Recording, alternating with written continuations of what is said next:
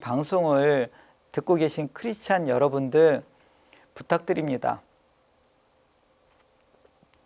목사님들께 말씀드려 주셔야 돼요. 목사님들께 말씀드려서 낙태가 죄라고 목사님들이 말씀하게 해주시고 그것이 대한민국의 많은 사람들에게 전달되게 해주셔야 되고 교계가 일어남으로 말미암아 그 힘으로 우리 국회의원들이 국회에서 싸울 수 있게 도와주셔야 돼요. 어찌 보면 여러분들의 그런 한마디와 한 행동들이 미래에 있는 우리 아기들을 보호하고 지킬 수 있다고 생각을 합니다. 그리고 침묵함으로 동조하는 것이 아니라 여러분들의 그런 메시지를 통해서 정말 하나님 앞에서 죄짓지 않는 것 같아요. 그러니 감히 제가 여러분들에게 말씀드립니다. 여러분 꼭 목사님들께 말씀드려 주세요. 낙태가 죄라고.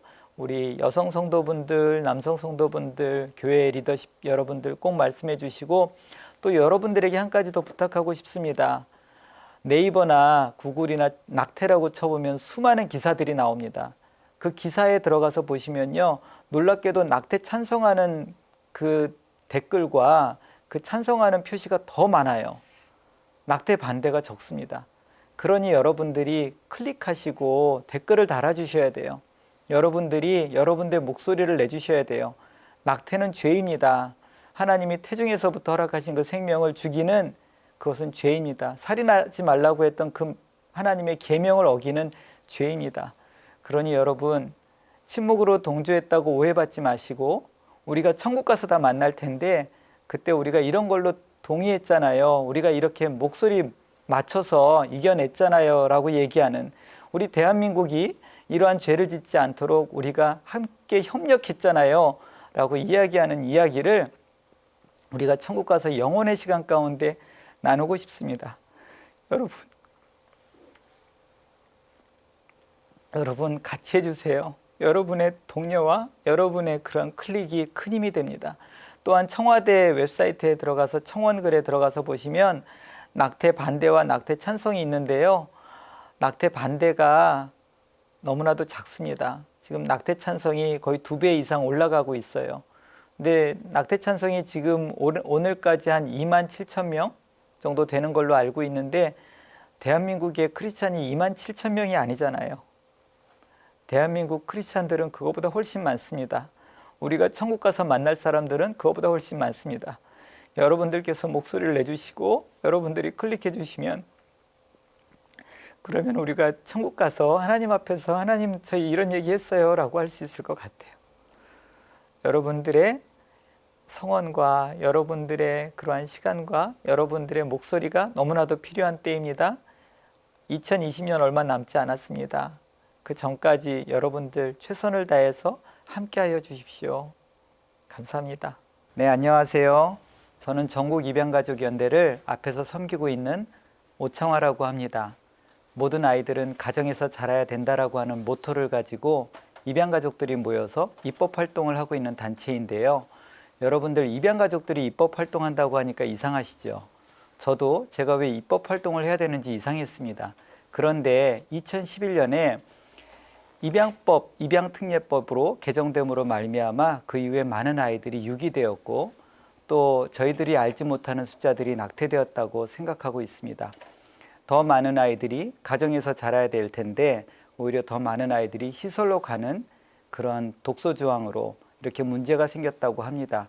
2011년에 최영희 의원이 만든 입양특례법을 들여다보면 그 안에 모든 엄마들이 입양을 보내기 전에 당신의 호적에 올려야 되는 그런 독소조항이 있습니다. 아이를 자기 호적에다가 올려야 되다 보니 많은 엄마들이 오히려 아기들을 유기하는 사태가 벌어졌고, 그것을 통해서 더 많은 아이들이 베이비박스로 갔던 상황이 벌어지게 되었습니다. 그리고 또한 그 베이비박스에 갔던 아이들은 입양이 된 것이 아니라 대부분의 아이들이 시설로 들어가 18년 동안 부모 손 없이 부모의 가슴에 한 번도 안겨보지 못하고 자라게 되는 것을 저희들이 보게 됩니다.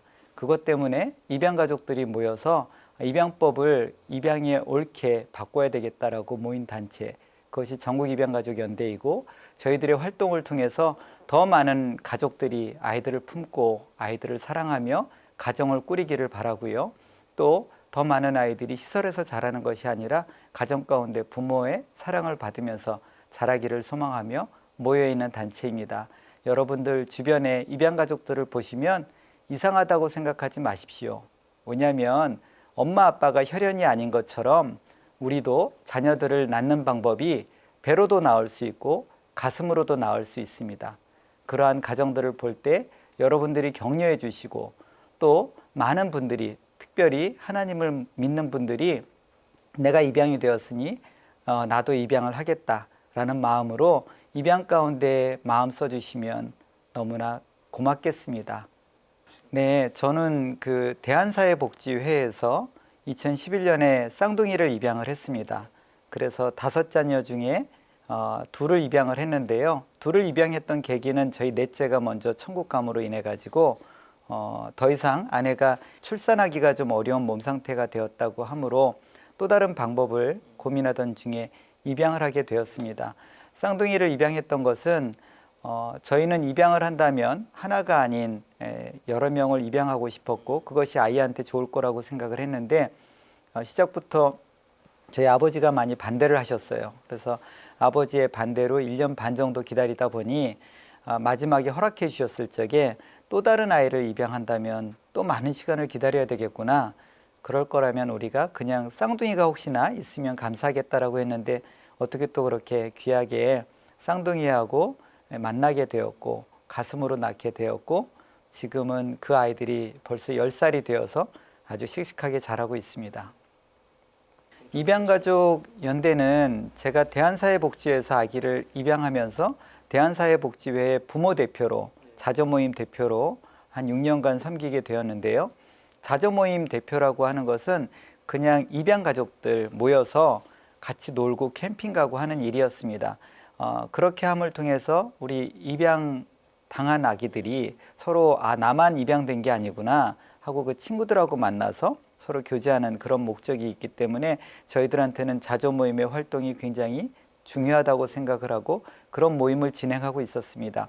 그랬는데 2018년 1월에 더불어민주당의 남인순 의원님이 입양법을 전부 개정하겠다라고 나오시면서 그 여러 가지 아까 말씀드렸던 입양특례법 2011년 입양특례법도 독소 조항이 있어서 이렇게 어려움을 겪고 있다고 생각했는데 그 법에 더 한 걸음 더 나아가서 입양의 모든 홍보를 없애겠다.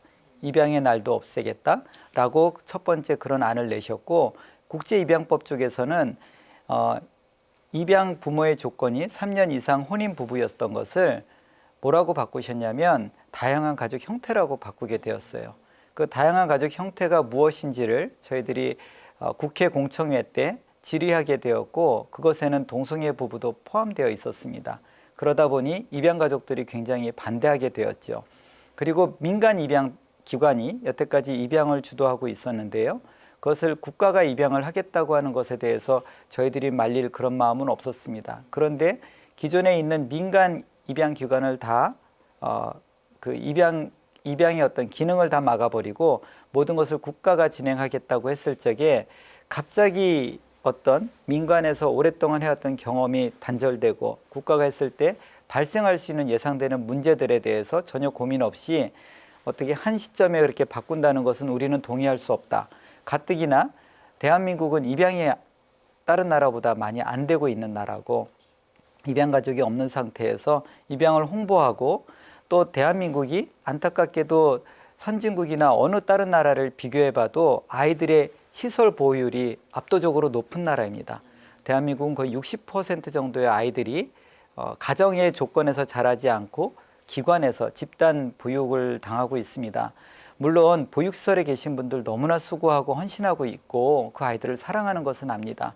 하지만 여러 심리학자들과 여러 기관들에서 조사해 본 바에 의하면 아기들은 가정에서 자라고 부모한테 1:1 사랑을 받을 때 가장 안정적으로 자란다고 해요.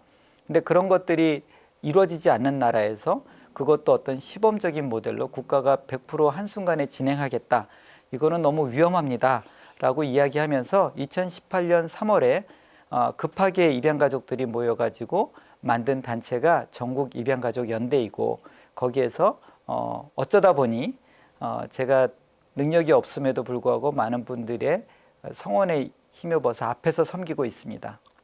그때 남인순 의원님의 그 법안이 폐지됐던 방법 중에 하나는 저희 전국입양가족연대에서 그 당시에 김세현 의원님을 통해서 저희 쪽 법안을 발의해 가지고 쟁점 법안으로 계속해서 평행선을 달렸기 때문이에요. 그래서 공청회나 다른 것이 진행되지 않고 20대 국회 때 끝났으니까요. 그때 폐지가 된 거고 21대 국회에 넘어와서 지금 입양가족이 총 세 분이 되셨습니다. 처음으로 입양가족들이 많이 되셨는데 아까 말씀드렸던 국민의힘의 김미애 의원님, 그리고 더불어민주당의 조호섭 의원님, 그리고 시대전환당의 조정훈 의원님, 요 세 분이 다 입양한 입양가족이세요.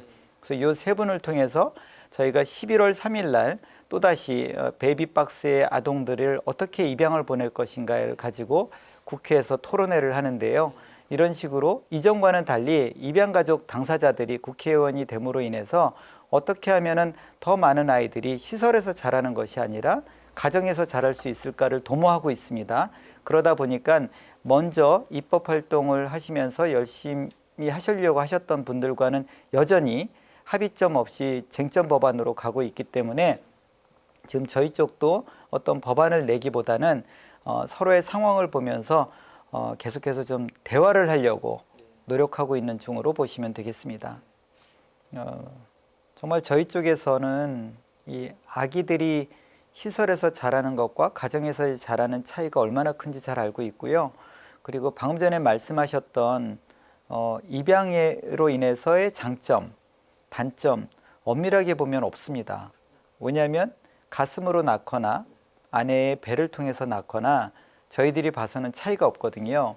제가 입양 결정하기 전에 가장 제 마음속에 짐이 됐던 것은 내가 과연 친자와 친생자와 입양자를 똑같이 사랑할 수 있을까? 그것이 과연 가능할까? 이런 마음이 저를 굉장히 두렵게 했습니다. 그리고 그런 괴로움과 그런 두려움들은 모든 입양 가족들이 입양을 결정하기 전에 동일하게 겪는 과정이라고 생각을 해요. 그럼에도 불구하고 입양을 해봤더니 또 입양 선배님들도 그렇게 말씀을 하시는데 조금도 차이 없다고 이야기하는데 정말 조금도 차이 없습니다. 근데 그 조금도 차이 없는 게 실은 시기가 있어요. 아기들이 낯을 가린다고 하는 6개월이 지나고 나서는 이 아이들이 낯을 가리고 인지하기 시작을 했기 때문에 자기의 엄마와 자기의 아빠가 생기는 그 시점이 생기게 되는 거죠. 그러니 저희 가정처럼 생후 2개월 때 입양한 가정은 아이와 저와 애착 관계가 형성이 되어서 전혀 어려움이 없다고, 여태까지는 어려움이 없었습니다. 또 우리 아기가 저를 아빠로 인정해 주니 제가 그만큼의 아빠로서의 위치와 사랑을 하는 것 같아요.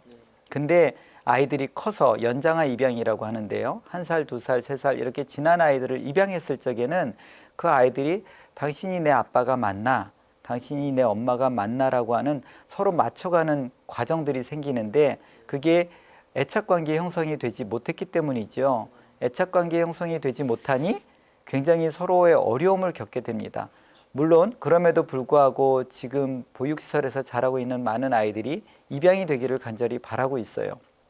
근데 더 좋은 것은 이 아이들이 6개월 되기 전에 영아였을 때, 갓난아기였을 적에 입양되기를 바라고 그 시간이 지나가지 않게 되기를 바라는데요.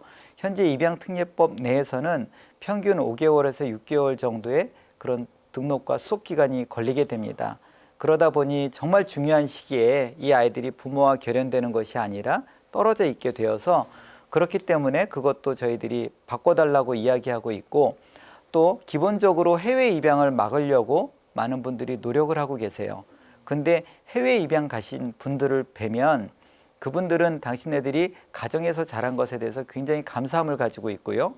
또 더 재밌는 것을 한 가지 말씀드리면 10세 넘어서 해외 입양 가신 분들은 국내에 보육원에서 자기 친구들이 있을 거 아니에요. 그 친구들을 기억합니다. 그래서 지금 60이 넘으신 분들도 자기 한국에서 보육원에서 자라서 퇴소한 친구들을 해외 입양 가신 분들이 만나고 있고 그분들이 서로 교제를 하고 있는데 그 과정에서 보면은요, 이분들이 깜짝 놀라는 거예요. 자기가 미국이나 다른 나라에서 자란 것이 얼마나 한국의 보육시설에서 자라서 홀로 사회에 나와서 겪게 되는 그 모든 아픔을 겪지 아니하고 미국에 있는 가정에서 사랑으로 서로 가족 내에서 자라는지를 알게 되는 거죠. 그러면서 해외 입양 가신 분들 중에 특별히 나이 들어서 입양 가신 분들은 굉장히 입양에 대해서 감사함이 더 크신 것 같아요. 근데 일부분의 분들은 어려서 입양 가신 분들은 그 국내에 친구도 없고 어떤 그 연결점이 없으시잖아요. 그러니까 이분들 중에 아주 일부는 굉장히 어려움에 대해서 더 집중하시는 것 같습니다. 물론 그분들의 어려움을 무시하는 거 아니죠. 그분들 정말 얼굴색 다르고 피부색 다른 곳에서 마음 어려우면서 그 힘드셨던 시간이 분명히 있을 거라고 생각을 합니다. 그럼에도 불구하고 아까 말씀드렸던 것처럼 나이 들어서 입양 가신 분들의 마음과 그 어찌 보면 이건 좀 슬픈 이야기이기는 해요. 비교해서 봤더니 당신이 자라왔던 배경이 훨씬 귀했구나. 그리고 자기의 모든 어떤 발전할 수 있는 것을 양부모님들이 충분히 지원해 주므로 그 나라에서 이렇게 자리를 잡았구나라고 이야기하는 것 같습니다. 물론 저희들이 10자녀를 낳으면 모든 자녀가 다 잘 되지 않잖아요. 그러니 해외 입양 가서도 분명히 안 좋은 케이스 있죠. 사람의 일이다 보니 힘든 사람도 있습니다.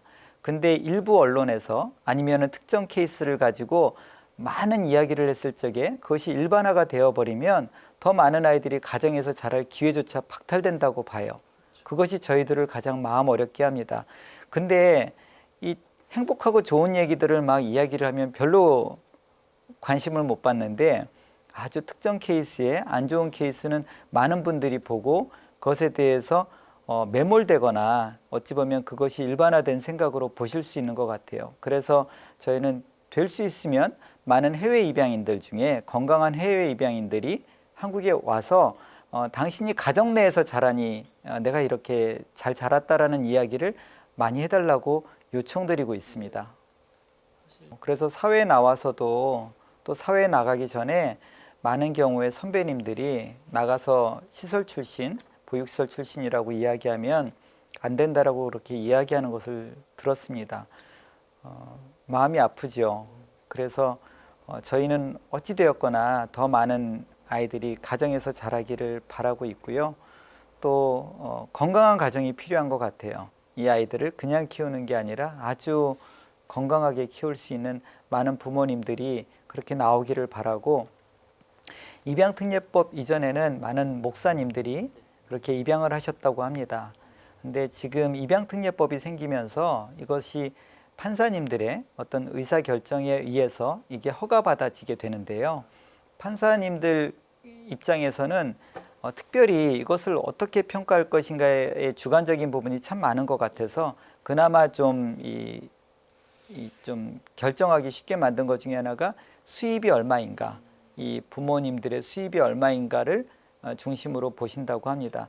근데 그 문제는 어찌 보면은 아이들은 돈으로만 키우는 거는 분명히 아니거든요. 가난한 가정에서도 굉장히 그 가족 간의 사랑을 서로 주고받으며 결핍 속에서도 더 풍성하게 자라는 아이들, 더 그 아이들의 심중과 성품이 좋은 아이들을 많이 보잖아요. 그런데 어찌 보면은 이전에는 목사님들이 사랑과 어떤 그런 열정으로 또 하나님한테 입양되었던 그 감사함으로 그렇게 많은 아이들을 입양해서 왔던 게 대한민국의 역사 중에 한 부분인데, 이런 분들이 입양될 기회가 많이 박탈된 거죠. 많은 지방에 있는 작은 교회 같은 경우에는 어떤 재정이 불안하다는 이유로 이미 신청조차도 하기 어려웠다고 합니다. 그런 것들을 보면은 어찌 보면은 더 많은 아이들이 부잣집에서 막 자라기를, 물론 뭐 많은 아이들이 바라겠지만 제가 되게 안타까운 이야기를 들은 것 중에 하나가 뭐냐면, 그 시설 퇴소인 분이 저한테 이야기를 하는 거예요. 자기는 죄를 짓지 않았다. 자기는 어떠한 죄를 짓지 않았다. 그런데 자기가 눈 떠서 자라면서 보니 자기는 아기 때부터 감옥에 갇혀 있더라. 그래서 제가 아니 보육시설이 무슨 감옥이냐, 거기에서 잘 사랑하고 양육해 줬잖아. 그랬더니 물론 그분들 입장에선 그럴지 몰라도 우리는 집단 생활로 동시간대에 일어나야 되고 동시간대에 먹어야 되고 동시간대에 자야 되고, 그러면 감옥이랑 뭐가 틀리나요? 우리는 나갈 수 있는 자유도 없고 우리의 개인적인 어떠한 욕구를 표현하거나 할 수 있는 게 없었다라는 얘기를 하면서 아까 말씀드린 대로 저는 이게 보육시설을 공격하고자 하는 입장이 전혀 아닙니다. 보육시설을 통해서 분명히 많은 아이들이 보호받아졌고 양육되어진 거 맞아요. 근데 그거보다는 가정이 더 낫다는 것을 말씀드리고 싶고, 또 제가 놀랬던 거는 아기의 입장에서는 이게 감옥일 수 있겠구나라는 생각을 합니다. 최근에는 보육시설의 양상이 좀 많이 바뀌었다고 해요. 요즘에는 큰 아이들이 부모의 학대와 방임으로 인해서 시설에 들어오는 경우가 많다고 합니다. 그 아이들 같은 경우는 오히려 집보다 시설이 더 좋은 거예요. 보육시설이 더 좋은 거예요. 왜냐하면 집에 있으면 환경도 열악할 뿐만 아니라 굉장히 불안전한, 안정감이 없는 가정에서 엄마 아빠의 여러 학대와 방임들에 노출되어 있다가 오히려 이런 시설에 가면 훨씬 더 감사하고 안정감을 느낀다고 하죠. 근데 그런 거 보면 이게 참으로 저는 중간에서 모든 아이들은 가정에서 자라야 된다고 했는데 이게 원가정이 답인가, 이런 안타까움이 있게 됩니다. 왜 이 말씀을 드리냐면 지금 보육시설에서 자라고 있는 아이들이 26,000명 정도 된다고 합니다. 근데 26,000명의 아이들이 시설에 있을 때 처음부터 입소된 아이들인 경우에 18세 나올 때까지 이 부모님들이 찾는 비율이 얼마 안 돼요. 거의 90% 가까운 아이들은 부모가 한 번도 찾지 않고 시설에 들어가서 나오게 됩니다. 그러면 이 아이들은 왜 거기에서 입양의 대상도 되지 못하고 자라야 되냐면 친권이 살아있기 때문이거든요.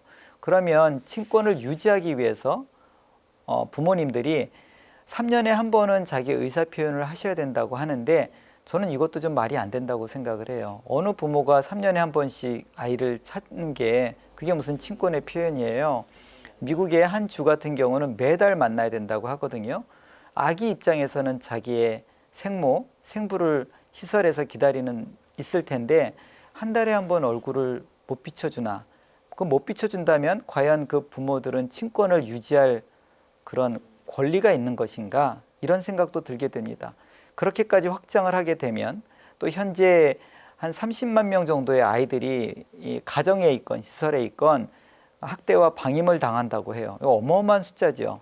근데 이렇게 많은 아이들이 받고 있을 적에 이 아이들에 대한 대안은 무엇일까? 시설이 아니고 또 그 가정도 아니라면 이것을 어떻게 해결해야 될까라는 고민들을 저희들이 할 수밖에 없는 것 같아요.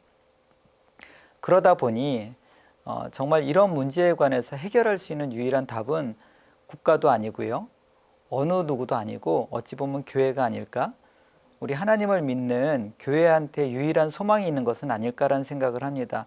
교회는 거룩한 공동체고 사랑이 있는 공동체고 또 그렇기 때문에 하나님께서 성경에서 끊임없이 말씀하신 고아와 과부와 나그네를 돌보라라고 하는 그 말씀에 교회가 순종을 한다면, 교회가 그 말씀에 아멘하고 한다면 지금에 있는 교회에서 한 명을 입양하고 10명을 위탁하거나 그 아이들을 케어한다고 했을 적에는 오히려 이 해결 안 될 것 같은 이 어마어마한 문제가 하나님의 거룩한 백성들로 인해서 해결되지 않을까라는 생각을 하고 그러한 이야기들을 입양가족들이 많이 이야기하고 다니고 있습니다.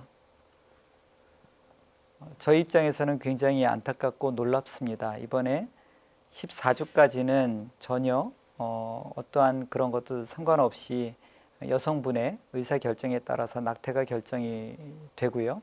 24주까지는 상담을 받으면, 근데 사회적, 경제적 이유만으로도 이제 낙태가 가능하게 되는데, 민법에서도 보면은요, 아이가 부모와 떨어졌을 적에 독자 생존할 수 있으면 생명이라고 보는데 24주에 태어난 아기들이 70% 이상이 생존한다고 합니다.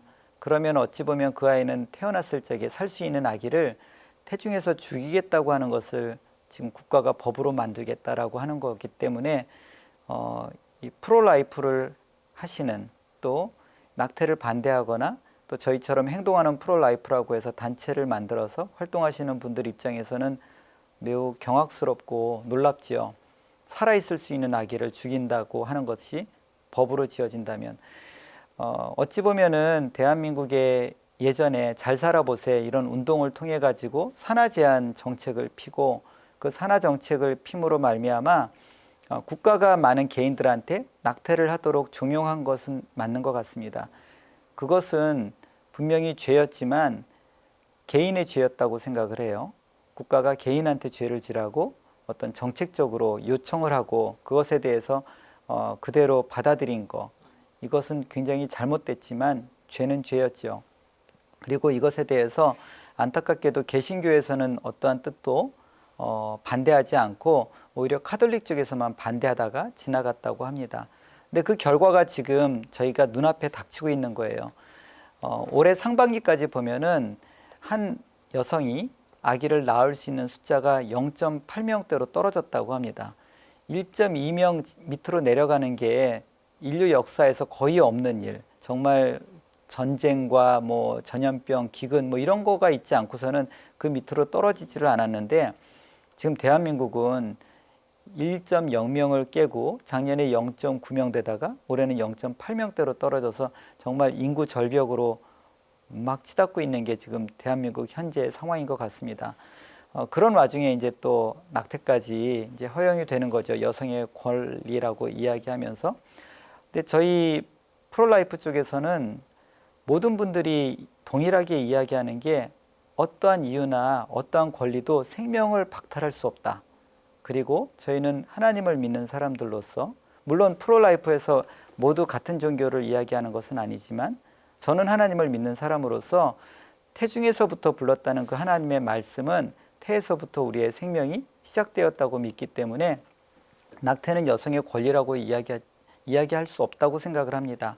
그리고 이번에 예를 들어서 낙태법이 만약에 정부안 대로 진행이 된다고 하면 이 낙태법 가지고 누가 가장 폐악을 저지를까 보면 저는 남성이라고 생각을 해요. 지금도 남성 책임법이 제대로 되지 않고 제대로 시행되지도 않고 있습니다. 근데 여성들이 임신했을 적에 그것을 남자들이 책임을 지고 그것에 대해서 같이 그 양육을 하던 어떤 방향을 잡지 않고 남자들이 여성들한테 지우면 된다, 죽이면 된다 라고 너무 뻔뻔하게 요구할 수 있는 어떤 법적 기반이 될 수 있거든요. 정서적이거나 분위기가 이렇게 되겠죠. 그래서 저희들이 끊임없이 이야기하는 것은 정말 여성 단체 여러분들이 이 법에 대해서 주장을 하신다면 그 전에 남성 책임법을 먼저 주장해 달라. 남성들이 임신에 대해서 동일한 책임감을 지고 양육을 하든 아니면 심지어 낙태를 하던 그 죄까지도 여성한테 지울 게 아니라 남자한테도 지워야 된다라는 이야기를 하고 있습니다. 그래서 저희들이 이번에 정부 법안에 나온 것은 참으로 말이 안 된다고 생각을 하고 또 약물도 허용이 되었는데요. 그 약물이 어느 주스에 누가 먹는지 어떻게 먹는지 지금도 관리가 안 되고 있는데 앞으로 과연 관리가 될까? 뭐 요즘에 직구라고 해서 여기저기서 막 들어오는 것을 국가가 어떻게 일일이 다 볼 수 있겠어요. 근데 이게 만약에 합법화 돼 버린다고 하면 지금도 법이 있어도 이렇게 불법적 시술이 이루어지고 있는 상태에서 심지어 그거마저 없어지게 된다면 더 많은 사람들이 더 쉽게 아이들을 죽이는데 동참하지 않을까 생각을 하고 또 이번 법 중에 16세 이상이면 미성년자죠. 그 부모에 속해 있는 그러한 아이들한테 또 이 부모의 동의 없이 낙태가 허락된다고 합니다. 저희가 딸이 셋인데 저희 딸들이 그런 나라에 노출되는 것을 저는 견딜 수가 없을 것 같아요.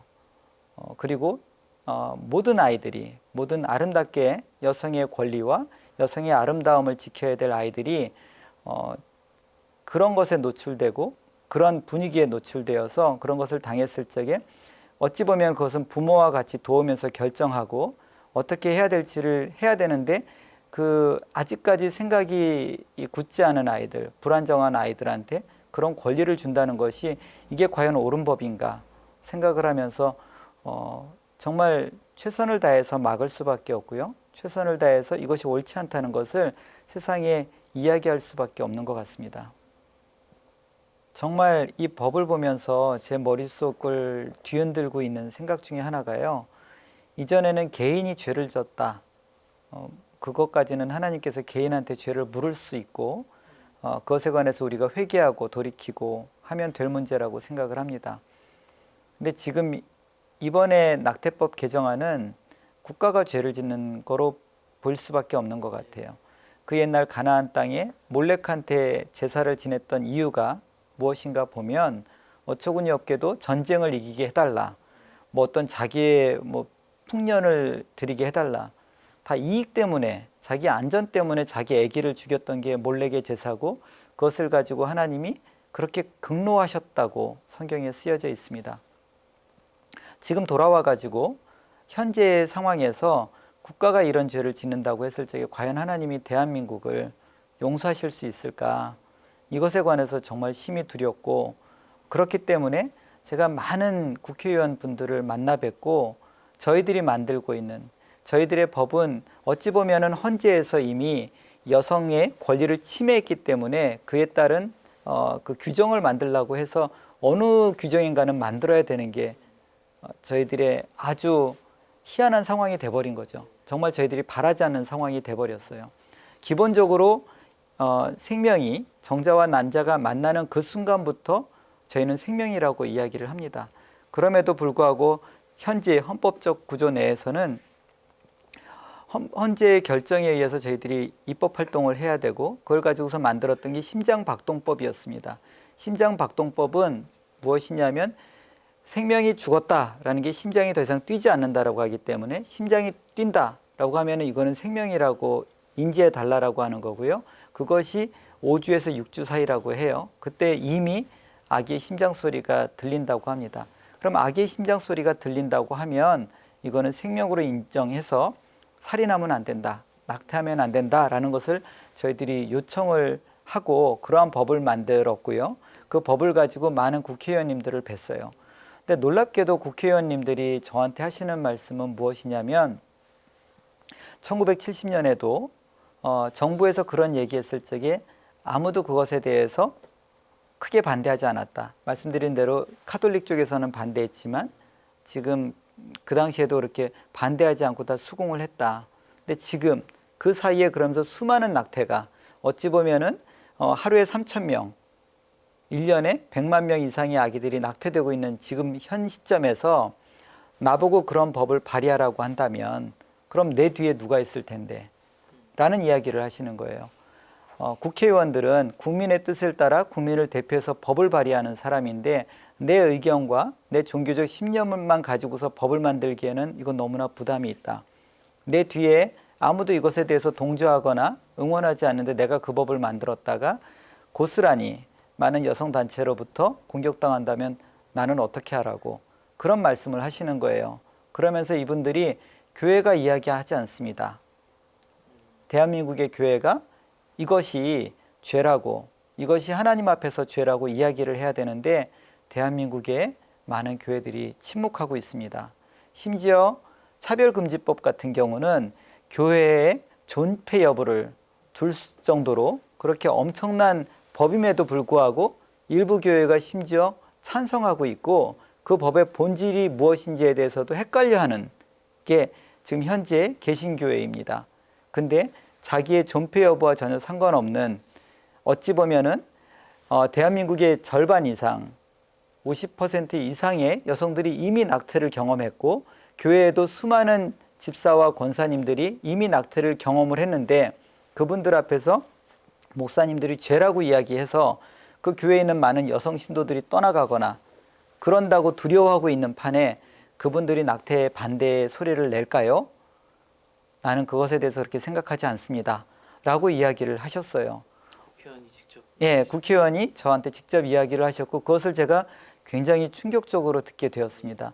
그러고 돌아봤더니 정말 그런 것 같은 거예요. 우리 주변에 교회에서 큰 소리 내시는 분들을 별로 찾아보지 못했어요. 저는 서빙고에 있는 온누리교회를 다니고 있습니다. 온누리교회는 지난 2달 동안 이재훈 담임 목사님께서 차별금지법에 관해서 굉장히 많은 말씀을 주시고 그것이 어떠한 독소 조항이 있는지를 많이 메시지를 전달해 주셨어요. 그러고 있다가 최근에 이재훈 목사님이 상당히 많은 분들로부터 이 낙태법이 이슈가 되면서 이 낙태법에 관해서 교회가 이야기해야 되지 않는가, 라는 말씀을 들으셨나 봅니다. 저도 그런 일원 중에 하나로 행동하는 프로라이프의 공동대표로서 지난주에, 또 온누리교회 성도로서 지난주에 이재현 목사님을 만나 뵙고 이거에 관련된 자료를 드렸습니다. 그랬고 이재현 목사님이 저 때문에 했다기보다는 많은 성도분들의 요청에 의해서 지난주 주일서부터 낙태가 왜 하나님 앞에서 죄인지에 대해서 설교 말씀 시작 전에 기도도 하시고 그것에 대해서 설명해 주시고 많은 분들한테 이야기를 하기 시작을 하셨어요. 저희들이 발의하는 법 중에 또 가장 중요한 법 중에 하나가 상담법인 것 같아요. 예, 낙태하기 전에 낙태라는 의사 결정을 내리기 전에 예를 들어서 많은 어머니들, 생모님들에게 아이의 심장 박동 소리를 들려주고 아이의 모습을 보여주면 그러면 정말 낙태 결정을 쉽게 하지 못한다고 합니다. 보지 못했으니까, 들어보지 못했으니까 그냥 내 몸 안에 있는 혹덩이처럼 생각을 하시잖아요. 근데 그렇지 않아요. 그 아기가 뱃속에서 생명으로 있는 겁니다.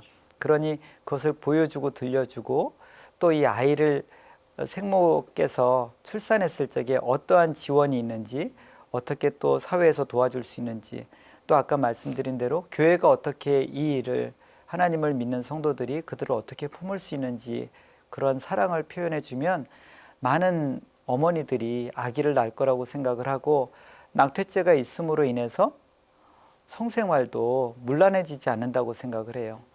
책임지지 않을 성생활이 낙태할 대상이 아기를 만드는 것이지, 만약에 낙태가 어렵다, 낙태가 이렇게 책임감을 져야 된다라고 한다면 물론 여성들도 낙태를 안 하겠지만 남성들도 조심하겠죠. 그런 것들이 다 성윤리, 성문화 모든 것들이 다 연결이 된다고 생각을 합니다. 그래서 특별히 하나님을 믿는 우리들이 거룩한 것에 대해서 더 존중하고 더 많이 이야기를 한다면 대한민국의 성윤리, 성문화가 바뀌지 않을까 감히 생각을 하고, 또 상담을 통해서 많은 엄마들이 이 낙태, 이 태아를 죽이는 것을 결정하는 것이 아니라 생명을 선택하고 책임지는 모습을 선택하면 좋겠다고 생각을 합니다. 아까 말씀드린 것처럼 지금 숨 쉬고 있는 우리 모두는 엄마가 뱃속에서 적게는 6개월, 그런 경우 거의 없겠지만 대부분의 경우 만삭으로 우리를 건강하게 낳아주시고 우리를 지켜주셨잖아요. 입양된 모든 아이들, 많은 분들이 버림받았다고 이야기를 합니다. 근데 입양 가족들은 절대 그렇게 이야기하지 않아요. 우리 아이들은 다 지켜진 아이들입니다. 그 생모가 지켜주신 아이들이에요. 그러니 얼마나 귀한지 모르겠어요. 입양 부모들은 또 위임받은 거거든요.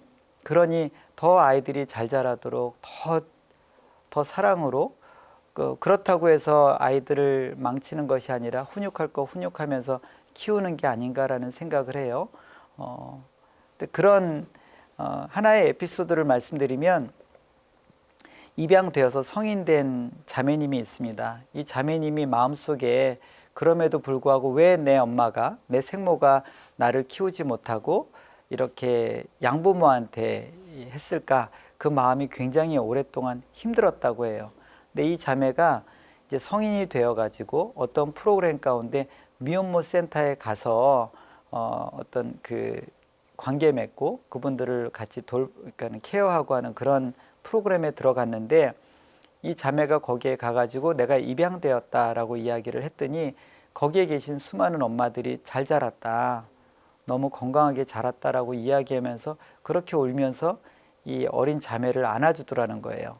근데 이 자매가 그렇게 안김을 받으면서 자기 안에 붙들려 있었던 자기 엄마가 날 버린 것은 아닐까?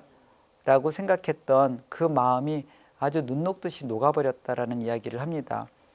미혼모 센터에는 수많은 엄마들을 보면서 이 엄마들이 아기를 죽이지 않고 이렇게 그래도 끝까지 아이들을 건강하게 낳으려고 수고하고 노력하는구나. 내 엄마는 나를 버린 게 아니라 내 생명을 지켜주신 엄마구나라고 이야기를 해요. 저희 집에 입양해서 가슴으로 낳아서 키우고 있는 쌍둥이들, 저희들이 계속해서 그 엄마에 대한 이야기를 궁금해할 때마다 저희들은 우리 쌍둥이를 낳아준 엄마를 예쁜 엄마라고 부릅니다. 왜 그렇게 부르냐면 정말 예쁠 것 같아요. 우리 쌍둥이들을 보면 우리 쌍둥이를 낳아준 엄마가 얼마나 예쁠까 상상을 하는데, 그 쌍둥이를 낳아준 엄마를 우리 아기들하고 같이 축복하면서 기도합니다. 건강하게 낳아준 엄마에게 감사하고, 또 기회가 된다면 우리 아이들이 성인 되어 컸을 적에 낳아준 엄마를 만나서 엄마, 나를 이렇게 건강하게 낳아주셔서 너무나 감사합니다 라고 표현할 수 있게 해달라고 저희들이 기도하고 있어요. 그러니 지금 숨쉬고 있는 이 세상에 있는 모든 사람들은 그 엄마가 생명을 지켜주신 거예요. 작년에 대한민국에 한 30만 명 정도의 아이들이 태어났다고 하는데, 예상하기로는 만약에 하루에 3천 명이 낙태가 됐다면 낙태된 아이들은 100만 명인 거죠. 어마어마한 숫자지요. 3명 중에 1명 아니면 4명 중에 1명이 살아남은 거거든요. 이 숫자를 보면은 이게 우리가 얼마나 많은 아기들을 죽였나라는 것을 알게 되는데, 정말 소망합니다. 저희들이 더 준비되고 더 책임감 있는 생활로 우리 아기들을 준비하여 그렇게 엄마 아빠가 준비된 상태로 아기를 낳아주시기를 바라고, 그 아기들이 사랑을 받으면서 엄마 아빠 가운데 자라기를 바라고, 그리고 그렇지 않았던 경우일지라도 만약에 엄마가 임신하셨다면 그 엄마는 그 아기를 죽일 수 있는 권리가 있는 것이 아니라 그 아기를 건강하게 낳을 수 있는 권리밖에 없습니다. 그리고 그 엄마가 그렇게 아기를 낳았다면 그 아기는 평생 엄마에게 감사하면서 자라게 될 거예요. 저희 아버지가 재작년에 암으로 투병하시다가 천국에 가셨습니다. 매일매일 하루하루가 얼마나 소중했는지 몰라요. 정말 하루하루가 너무나 소중했고, 아버지가 해 뜨고 바깥에 날씨가 맑고 그런 것을 보면서 감사해 하셨던 것을 기억합니다. 어찌 보면 우리는 한 아이의 80년 인생을 줄 수 있는 사람들이잖아요. 그 아이가 죽기 전에 하루하루가 귀했던 그 사람들의 그 삶, 그것을 80년을 우리는 우리 아기들한테 줄 수 있습니다. 우리 아기들이 이 세상에 나와서 건강하게 자랄 수 있도록 우리 산모님들 용기 내주시고, 우리 산모님들 주변에서 격려해 주시고, 또 하나님을 믿는 더 많은 성도들이, 더 많은 교회가 미혼모분들 아니면 혹시라도 입양 대상 아동이라면 입양을 함으로써 하나님께서 허락하신 그 모든 사랑을 표현해 주시고 하나님의 명령을 따르기를 바랍니다. 그러면 우리가 이 짧은 삶 마감하고 천국 가서 하나님 앞에서 영원토록 참으로 칭찬받고 할 말이 많을 것 같습니다.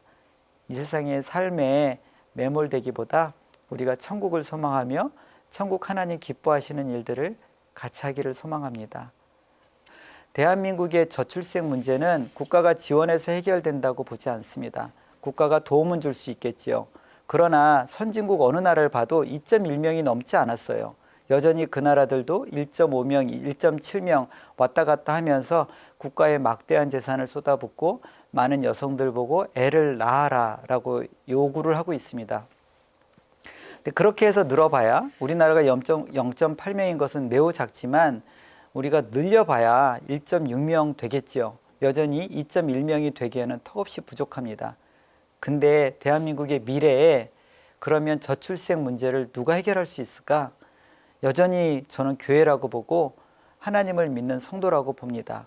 제가 5자녀를 키우다 보니까 교회에 있는 여러 장로님들이며 권사님들, 어르신들이 어쩌려고 그렇게 애를 많이 낳았냐, 그 아이들 키우는 거 힘들어서 어떡하냐라고 이야기를 하세요. 근데 물론 어르신들께 제가 대놓고 이야기하지는 않지만 제 마음속에 무슨 생각이 드냐면, 왜 이렇게 속았을까? 왜 이렇게 대한민국이 속았을까? 애 많이 낳는 거, 애 많이 키우는 거 분명히 에너지 많이 들고 돈 많이 들고 힘든 거 맞습니다. 근데 그거보다 우리 하나님 더 크시거든요. 우리 하나님께서 생육하고 번성하라라고 성경에 가장 먼저 인류에 대해서 말씀을 하셨다면 그 말씀 책임지실 분은 우리 하나님이라고 생각을 합니다. 그러니 하나님을 온전히 믿는 사람들은 하나님 허락하신 성경 말씀 그대로 순종하면 대한민국의 문제도 해결될 것 같아요. 대한민국의 시설에서 자라고 있는 많은 아이들 해결될 것 같아요. 또 깨어진 가정으로 인해서 상처받고 힘들어서 그렇게 고생하고 있는 아이들 또 교회가 품어주면 또 해결될 것 같습니다. 시설에서 퇴소해서 사회에 나와 자립하기 어려운 많은 청년들이 2,600명이나 매년 나온다고 합니다. 이 청년들 일반 아이들에 비해서요, 시설에서 나와서 자립하다가 자살하는 확률이 20배가 넘는다고 해요. 얼마나 외롭겠어요. 누구 하나 만날 사람 없고 아파도 약 하나 챙겨주는 사람 없이 그런 쪽방에서 그렇게 살아야 되는 그 수많은 청년들, 교회가 품어주면 돼요. 세상의 모든 문제는 하나님을 온전히 믿는 사람들한테 그 키가 있습니다. 그래서 소망이 있는 것 같습니다. 대한민국은 여전히 20%에 가까운, 또 카톨릭 포함하면 35%에 가까운 하나님을 경외하는 사람들이 모여있는 나라고, 그 방향에 대해서 하나님 경외하는 사람들에게 온전히 우리나라 대한민국에 있는 많은 목회자님들께서 방향을 정해주시고 인도해 주신다면 이 모든 문제는 해결될 거라고 감히 생각을 합니다. 우리에게는 거룩한 키가 주어졌으니 우리가 그 키를 사용하는데 많은 성도님들께서 일어서 주시고 아멘으로 하나님의 명령에 화답해 주시기를 소망합니다.